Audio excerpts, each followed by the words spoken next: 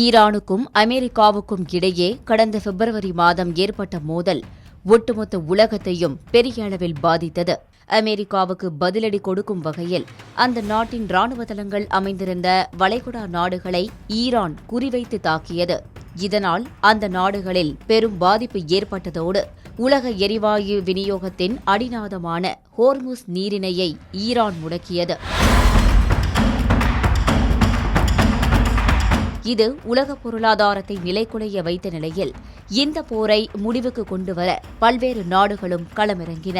அந்த வகையில் பாகிஸ்தான் மற்றும் கத்தார் ஆகிய நாடுகளில் மத்தியஸ்தத்தின் பேரில் ஈரான் மற்றும் அமெரிக்கா இடையே தற்காலிக போர் நிறுத்தம் ஏற்பட்டது. அதன் தொடர்ச்சியாக இரு நாடுகள் இடையே ஒப்பந்தமும் கையெழுத்தானது.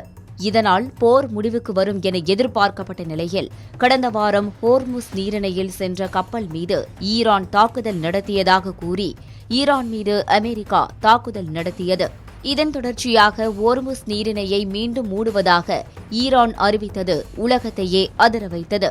இந்த நிலையில் அமெரிக்காவுக்கு பதிலடி கொடுக்கும் வகையில் பக்ரைன், குவைத், கத்தார், ஓமன் மற்றும் ஐக்கிய அரபு அமீரகம் ஆகிய 6 முக்கிய வளைகுடா நாடுகள் மீது ஈரான் ஏவுகணைகள் மற்றும் வெடிபொருட்கள் நிரப்பப்பட்ட ட்ரோன்களை ஏவி தாக்குதல் நடத்தியுள்ளது.